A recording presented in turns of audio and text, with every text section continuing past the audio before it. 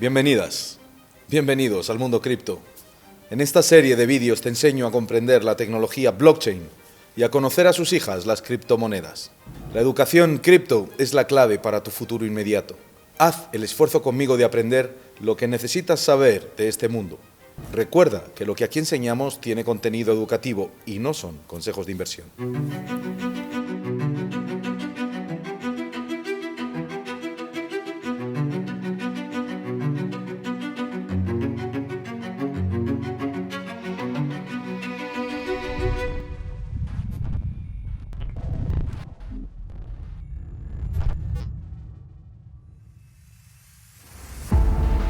Las matemáticas son la base de todo el mundo cripto. Tanto los hashes como la criptografía forman parte de las tecnologías sobre las que se sustentan las cadenas de bloques. Hoy vamos a ver otro pilar fundamental dentro de este ecosistema: los algoritmos de consenso.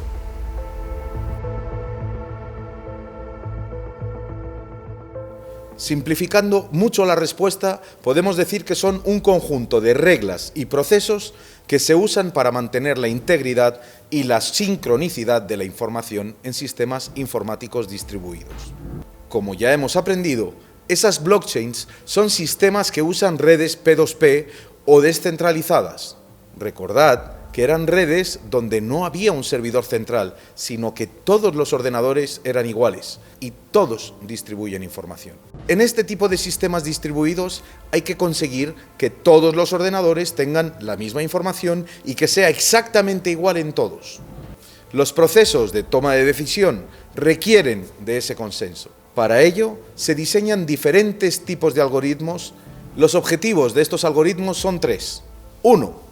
Llegar a un acuerdo entre todos los participantes. 2. Colaborar en beneficio de los intereses colectivos. Y 3. Cooperar en equipo y dejar de lado los intereses particulares. Hay diferentes tipos de algoritmos de consenso, pero por ahora solo debes recordar los más utilizados en el sistema cripto, que son la prueba de trabajo, Proof of Work, la prueba de estado o participación, Proof of Stake. Hablemos de la prueba de trabajo. Ha sido la primera forma de participar en consenso. Se usa en la primera cadena de bloques, Bitcoin, y a partir de ella en otras criptos como han podido ser Litecoin o Monero. Se creó para evitar el spam masivo en el correo electrónico. Cuando un usuario inicia una transacción, los mineros o supercomputadoras intentan resolver un problema o rompecabezas para verificarlo. El primero en encontrar gana y se lleva un premio. Para encontrarlo tienes que ejecutar el programa muchas veces y muy rápido, y esto tiene un gasto energético y un gasto computacional. Todo esto forma parte de los incentivos y de la teoría de juegos, ¿recordáis? La segunda es la prueba de participación. Se usa, por ejemplo, en la red de Cardano y en breve también en Ethereum. Aquí se trata de prestar al sistema un mínimo de criptomonedas para convertirte en un nodo validador. Si validas correctamente, obtienes más monedas, y si traicionas, pierdes las monedas que has prestado. Este algoritmo no gasta tanta energía como el de la prueba de trabajo. Por eso hoy se está implementando. Existen muchos más, pero estos dos son los más utilizados.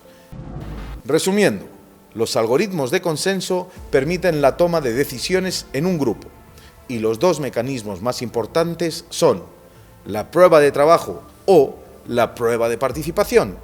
Recuerda suscribirte a nuestro canal. Si tienes dudas o preguntas, no dudes en dejarlas en los comentarios y nos vemos en el próximo capítulo.